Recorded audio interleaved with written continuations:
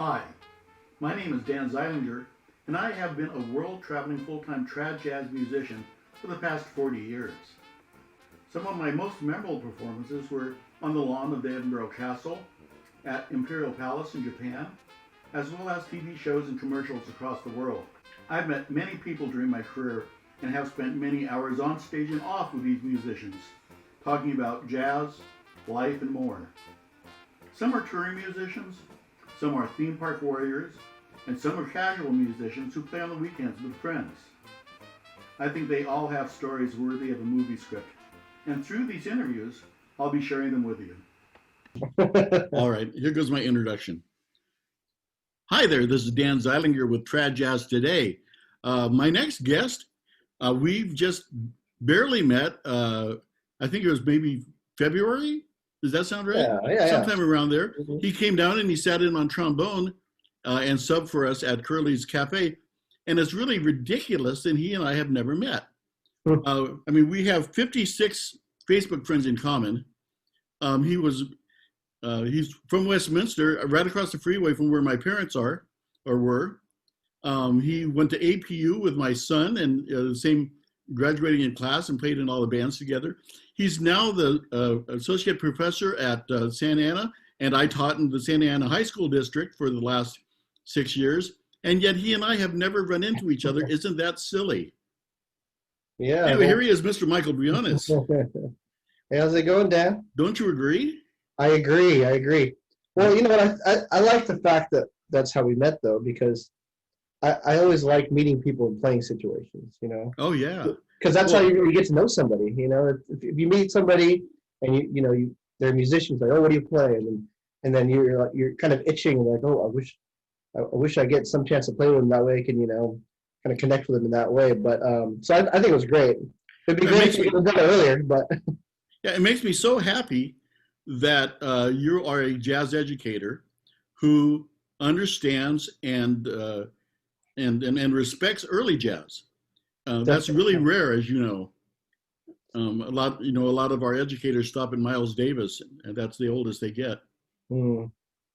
So I was really happy. I mean, you did a tremendous job playing tailgate and understanding the role of a trombone player in a Dixieland combo, and even for educators I worked with all my life, that's a rare thing to really understand that.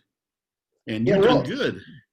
As far as that goes, I feel like I have a good concept of it, but I'm always trying to figure out even more.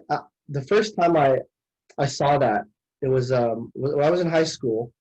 I saw a video of Wynton Marsalis. He did this little series. I don't know if you've seen that, but there's a series, and I think it was Wycliffe Gordon. He was playing trombone, and they were talking about tailgating, and I thought it was the coolest thing. And it's like, oh, we just kind of slide around and do whatever you want. Yeah, Wycliffe Gordon. Too bad he doesn't have any chops. Of course, I'm kidding. Tell you what, let's start at the beginning here. Where were you born, sir? I was born in Huntington Beach. You were born in Huntington Beach. Yeah, but I lived in Westminster. But I guess the hospital where I was born. Okay. Right? Okay. Yeah. Well, I went to Marina. So. Okay. And I know that you sent to high school at Mater Dei. Mm-hmm. Mm-hmm. Now, show you how old I am and how young you are. In 1973, my first assignment out of high school is I coached at Mater Dei. Oh. In 1973, really? when Greg Clark was there and a couple of old guys. James Corrigan was there as band director. So, really, the Mike Corrigan? Yep. Yeah. His dad? Huh? Related to Mike Corrigan, or might have been his father. I just knew. Wow. Yeah. So anyway, it was, of course, when you were still a twinkle in your dad's eye. Yeah. So I mean that's kind of cool. And then the fact that I guess you and my son ran into each other at APU. Mm-hmm. But okay, so let's start over. Elementary school. Okay. Did you go to Johnson? No, I went to Blessed Sacrament. And, okay, you went to junior high school K through 8th grade. Okay. Mm-hmm. And I started playing trombone my 8th grade year. Mater Dei had an elementary program, and they went to different private schools around. Who was the teacher then? of modern day in modern Hmm. day. Well, Chris Marino was the band director, and Anthony Vasquez, Tony Chris Vasquez. Marino. Yeah, okay, I know Chris. Yeah, Tony Vasquez was the guy doing the elementary band program, and yeah, he came to the school. There was he had an assistant too, Ramel Magno. He was kind of the first one that kind of taught me, trombone and baritone and everything. So that's when I started playing eighth grade, and then I after that I went to modern day and just kind of took off from there and started playing lots of other Yeah, was stuff. Dominic in Mater Day when you were there? Or is Romolo, yeah, yeah, yeah, yeah, he was there. Brian Belsky was there for a little bit. yeah. There were a Before he lot went of over to people there. Catella, right? Yeah, yeah. Well, actually, I think he went to. So I want to say Capo. He went to, Okay, and then he ended up in Anaheim after that in Savannah. And who else was there? Phil Keane was one of the private instructors there. So I got to work with him pretty early, so that was great. Regan Wickman was another. He was the first person I studied with at Mater Day kind of formally. okay. Um, before Phil Keane, and then um, I studied with because they made us take private lessons there. Like they kind of Right. split the cost, the booster program. So that was great. I was happy that they did that because people getting private lessons in high school, it's not very common anymore. Funny talking Um, about Brian Belsky. I don't know if we had a chance to talk at Curly's very much, but I'm actually a drum corps guy too. yeah, yeah, So yeah, that's how I know Brian and a lot of those yeah. guys. Oh yeah, David Weinberg, he was there too. Oh gosh, yes. A lot of people, I met through a modern day just in my 4 years there, and then Yeah, these guys ended up having their own programs and doing lots of stuff. very cool. So Hmm. so now we were talking about the first time you heard Dixieland jazz. When did that happen? Uh, Must have been Disneyland. Yeah, like going to Disneyland, and I remember seeing, it was probably Main Street or New Orleans, and Sure. and I saw live music being performed, just on the streets. Every time we walked by, I wanted to stop and just kind of watch for a while. Yeah, me too. Yeah, so I remember specifically, seeing the trombone and trumpet players, and it was kind of a dream when I got to when I got on the sub list for Disneyland. I got through the system, and I was able to sub in those groups. Well, at least the Straw Hatters, Yeah, and you know Brian Atkinson. Brian Atkinson, man. Sure. I remember him from when I was really young, and then every time I played next to him, I was thinking, I'm playing next to Brian Askew. He's the guy that he's always had great chops and ideas, and I've always loved his playing. So yeah, it was great. I've interviewed quite a few guys who have been through the Disneyland band, Hmm. and of course they all respect Brian. Oh Brian's yeah, playing. yeah, yeah. I Very found out funny. we have another friend in common. Unfortunately, that just passed away. I went to high school with Yuri Halapoff, Oh yeah, and I've of heard course, about that. that's really Very tore up our sad. community. Oh yeah. I had, I got to play with him maybe one or two times. The most recent time, it was maybe in the last couple of years. It was just some random, I don't know, like high school Yeah, musical random. gig, Yeah, and he was, he's the nicest guy.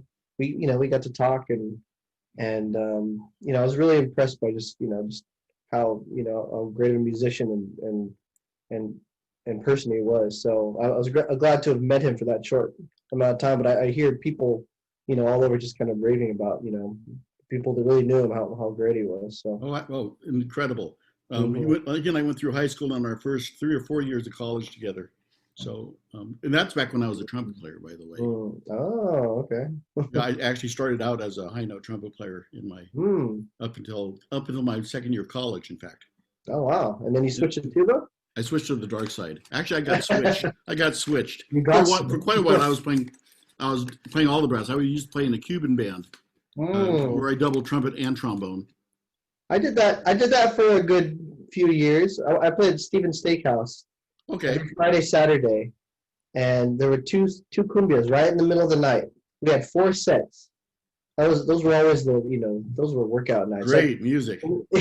Yeah, it's great music. And in the middle, I had to play two cumbias on trumpet and then go back to trombone and play the rest of the night of that. So that There was you go. that was fun to be to Well, do they that. have those crazy arrangements where there's like three trombones The group I played with, we might have even played in the same group. I played with Espíritus de Caribe with Armando Gomez as the leader. He's a alto sax player. They're still going.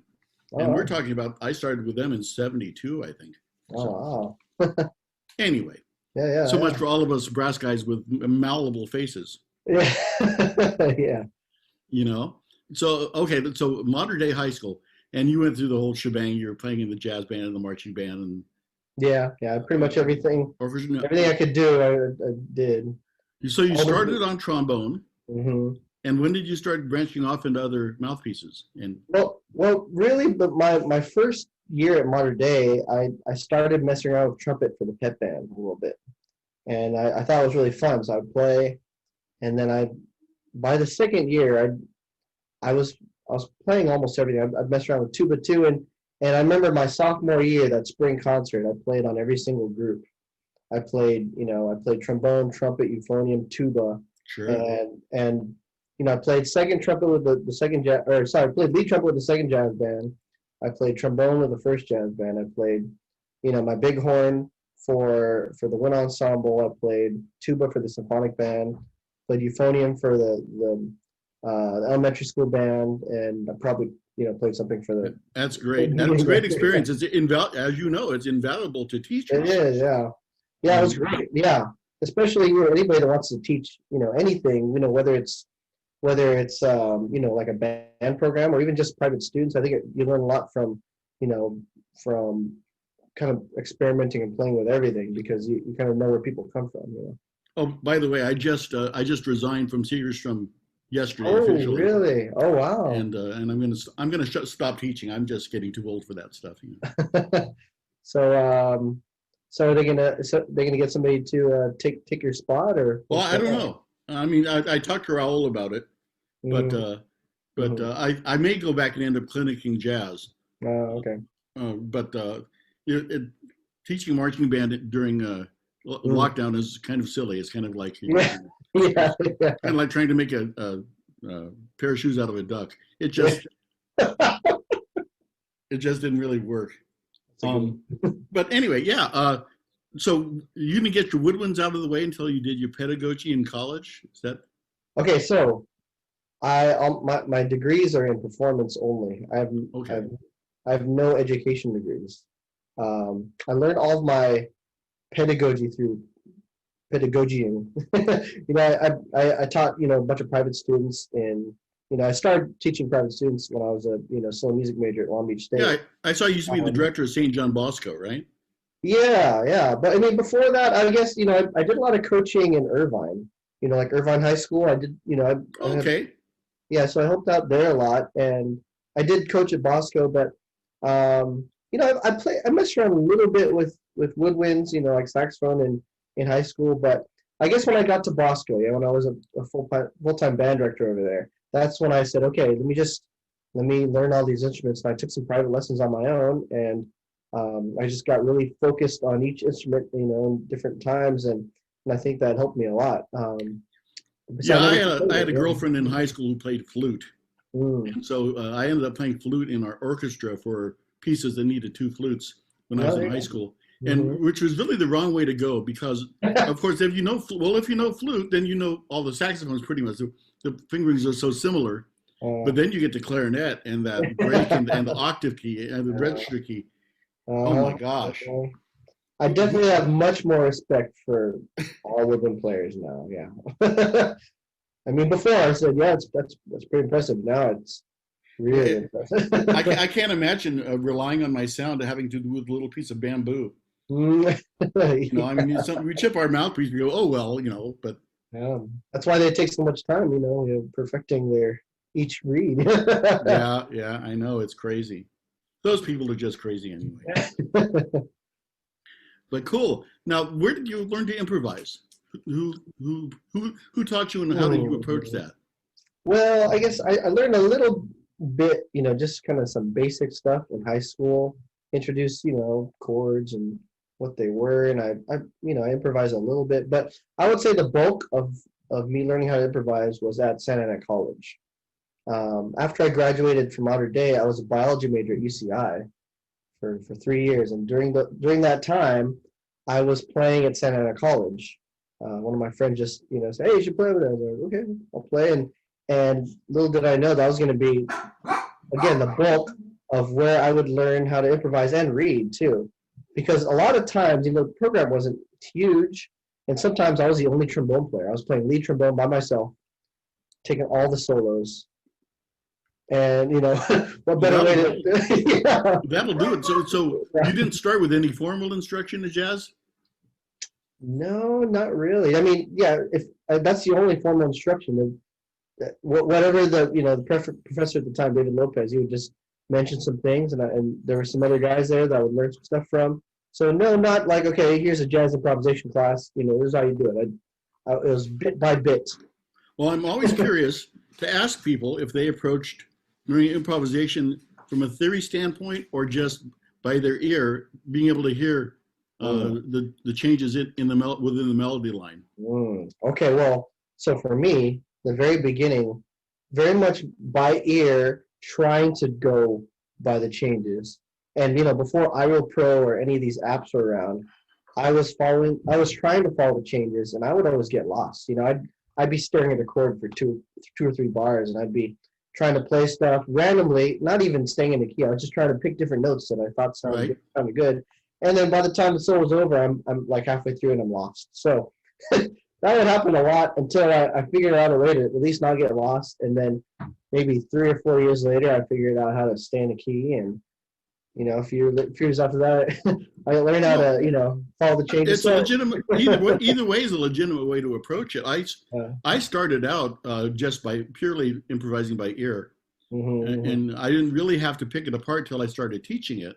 And I realized that people learn differently. That's when all of a sudden there are people who learn things through cognitive ways, and people who just can hear things and can explain. The guy who says play blue. Anyway, those guys too. So what I'm saying. I don't poo-poo anybody who comes in from either way, but normally you can tell the difference between the people who approach it one way or another. Having to do with how melodic their sense is, rather than just running changes and a series of memorized 2-5-1s. Yeah, I think now I got a pretty good mix of it. But I would say when I did start to kind of learn the language a little more, and how to improvise, I definitely think that the things I listened to early on, they were ingrained in my head that those kind of came out naturally when I was trying to play by ear. Like I remember listening to this one CD. It was a tribute to Dizzy Gillespie by Slide Hampton, and it was great. And I think when I started to improvise seriously, that was deeply rooted in my ear, so that stuff like that came out a little more. From the short gig that I heard you on, well, actually it wasn't that short, it's sort of a 3-hour gig, but just remembering listening to you, you didn't strike me as somebody who was trying to clone Watrous or Lloyd Ullier or one of these guys. You played very melodically, and that's a compliment. At least for me, it is, as opposed to somebody who's just trying to run changes. So, yeah, I definitely respect all improvisers, but even especially trombonists. Though I understand how hard it is to play trombone, period, and then improvise on top of that. So all these other guys, I definitely try to emulate them at some point, and then I realize, okay, that's pretty tough. Those guys are really good. So I kind of take my blend of, okay, what can I do? And I can play melodically, and I can kind of do some of those things, and hopefully some of their playing comes out in mine. But it's always my goal at some point to try to emulate every single great musician I hear. Sure, and you do a lot of transcriptions probably, and not so much anymore. But definitely I did a lot of J.J. Johnson. I haven't done a lot of formal transcribing of Carl Fontana, but I listened to him a lot. So Carl's great. I was always inspired by him. I was fortunate enough to see a Clark Terry clinic when I was up and coming. Oh wow! And he said something that stuck with me, which was learn all the theory, learn everything you can, and then when you get on stage, forget it. Yeah, that's good. That's a good rule. and what he meant is you have to have the facility to get what's in your head through your horn, but you don't want to approach your improvisation that way. Yeah. Yeah, Anyway, like when people learn about language or letters, they don't end up talking to people and just thinking of, okay, what word am I going to use right now? What letters? And it's a very much, okay, learn the rules or learn how to do things and then just be yourself. so you said you had private lessons. Who were some of the private? Have you had private lessons away from the school programs, Um, or were I they guess all within your school programs? there were some scattered here and there. Well, who's the performance teacher at APU for trombone? I got to stay with Alex Isles. I'm not sure if he's still teaching there, but yeah, Alex Isles definitely weren't, Sure. my most previous teacher, and he's, definitely, inspired me in lots of different ways, and kind of I learned a lot of things from him. I got to study with at Long Beach State. I got to stay with Ralph Sauer and Bob McChesney. Very Sure. great musicians in their own styles, and I learned how to kind of go, very extreme one way or another as far as technique on trombone goes, and then kind of find the middle of it. And then Lauren Marstow is another person I studied with at Long Beach State too before them. That But on trombone or was that on euphonium? trombone, yeah, Okay. yeah, trombone and euphonium students there. And then outside on my own, I took a lesson with Andy Martin. I took a few lessons with Ron Stout. That was great. Ron Stout was another guy that Mhm. was in college with Gary Halopoff and I. Mm. We were all in the same band at one point in time, actually. Yeah, I know. He's great musician. He came over to the college a lot, Santa Ana College, and I got to I got to hear him a lot. I got to hear Sal Carciolo. He came over there too, so I played with him a little bit too. Maybe took a few informal lessons with him. I took let's see, when I did this thing called CSU Summer Arts. I was in Fresno. It was just kind of this Cal State Cal State arts program, and it included jazz and just all different art forms. And I got to do some stuff with Ron McCurdy and Roy McCurdy there. I think Barbara Morrison sang there. Who else? Great. Oh yeah, John Clayton. Or sorry, Sure. Jeff Clayton. Jeff Clayton ran our little combo there. So I learned little tidbits here and there from lots of different people. So I was really, I definitely remember little spurts of memories of, okay, here's something that you shouldn't forget for improvising. Okay. Yeah. I'm sorry, I just got handed a note from a lawyer. No. Um, so that's pretty cool. Now, so if you're listening for yourself and you just want to unwind, Carl Fontana's who you put on? That's a tough one. You know what? Or do you listen to trombone players? Yeah, I don't have a whole pile of records for tuba players. Mhm. So You know what? Honestly, lately, I have to listen to so many things as I teach.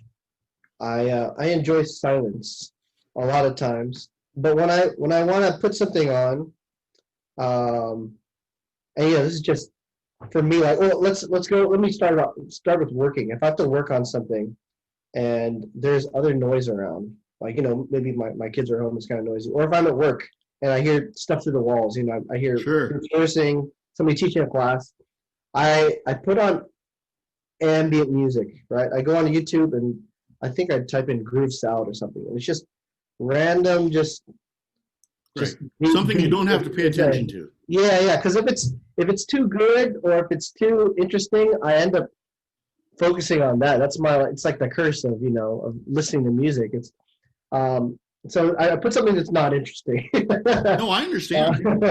But if I want to listen to something and kind of enjoy it and kind of maybe change my mood, I like to look for things that other people are talking about recently, because I like to hear new things. I think that's one thing for me. I love recordings that I've heard before, that okay, I love this recording, and there are definitely things I've listened to over and over, but I like to hear new things, whether it's new things to me that have been around for a long time, or just new things recently, because I'm never going to feel like, okay, I've heard enough. I think I know everything now, as far as being able to I've heard everything. I guess I kind of always feel like, I guess I always feel like, okay, I almost guilty. It's like I haven't heard everything that I should. As a teacher, I should really hear more. I always feel bad when students say, "Oh yeah, check out this album." It's like, no, I haven't heard that yet. So I always try to catch up. Internally catch up with listening to things. And I think there's never a lack of good things to find. Yeah, that's one of the curses of teaching, because you want to be contemporary to your students, but at the same time you want to give them some background into where things came from. So I understand. I used to do I spent most of my time not teaching but traveling and touring. And every so often I would get asked to do a clinic at a high school, like I've done through in Australia and a few overseas in different places, and go through a history of jazz type of talk. And so that's always interesting. Somebody will talk about how great Oscar Peterson is on piano. Yeah. And then I said, but have you heard Art Tatum, which is, who was before, is where Oscar got it. And sort of do that with every instrument. They say, oh God, have you heard Wynton Marsalis? I said, well, have you heard this guy? Have you heard that guy? Yeah. Have you trombone players out there who are listening to Bill Watrous? Have you listened to Turk Murphy? So it's always a give and take about trying to stay contemporary with who they're listening to. Yeah. And yet let them know where the foundation is. You know what? For me too, I find myself wanting to now recently just wanting to listen to more vocalists, because I think improvising is it's a good challenge and it's fun, but I think it's even more challenging to play a melody really well and to play it lyrically and phrase it right. Especially as a trombone player, it's like, okay, we got this trombone, let's make this sound amazingly beautiful and exactly right with every single nuance. So I think especially just listening to vocalists and I think trombone's the closest to a vocal timbre. That's true. Yeah. Yeah, but I mean, no, I was just going to say your comment about phrasing is really important. Go ahead. What you were going to continue with? Yeah, I just and one thing too is like my wife, she sings, and that's how I met her. We're playing at Santa Ana College and some of the groups together, and I heard her vibrato, and it's like the most beautiful thing. I was like, that's great. And I knew how to vibrato a little bit, but I felt like, okay, that's something that only vocalists can do. You can't do that in any other instrument, but I think you can. I've heard enough instrumentalists where just like vibrato and just how people sing a phrase. I think instrumentalists are capable of it, but I don't know if I don't know if the majority really try to do it really well. So obviously the great musicians out there, in LA and all around the country, I think they're really in tune with that. But I think most people, especially students, they pass it up. They say, okay, let me just learn how to improvise, and then they ignore the melody. So. Well, it's interesting because some of the best jazz vocalists are people who listen to the phrasing of horn players. Yeah. No, seriously. I mean, the people who sang with Jimmy and Tommy Dorsey always say that Frank Sinatra is a good example. I actually learned how to phrase from Tommy Dorsey. There you go. But then on the other hand, you also get the vice versa. You hear the great instrumentalists that are trying to speak. One of the big things I talk to about anybody I'm inappropriate lecturing. No, anybody I'm talking to about playing jazz solos is, or actually singing jazz, is you want to make sure that you're sounding conversational. A good example is Clark Terry's Mumbles, where he does that entire chorus of just scat singing, but it sounds like he's saying something. Yeah. And it's just gibberish. Well, the same applies to just regular lyrics. If you take something like Dinah, is there anyone? Nobody talks that way. Yeah. They would talk, that example, they would, Dinah, is there anyone finer? And they would phrase it more like a vocalist would phrase it, or like somebody's talking. And anyway, that's all to your point, of course. Yeah. But yeah, isn't that funny? It's Yeah, it, yeah. it also is that way with like euphoniums and trumpet players. Trumpet players are trying to get a darker sound, a dark euphonium sound, and euphonium players are trying to get a tighter core. Yeah. And so quite Yeah. often we find in our business that we're trying to mimic something else just to find out that they're trying to mimic us. Yeah. Well, then we meet in the middle, and everything's good, right? Yeah, a good musician would be well-rounded. So yeah, again, another thing that helps with learning this different instruments. Yeah. So do you have any up and coming students that you see real promise for jazz wise? Um, as far as jazz, I don't have a whole like my private students, that I had before the pandemic.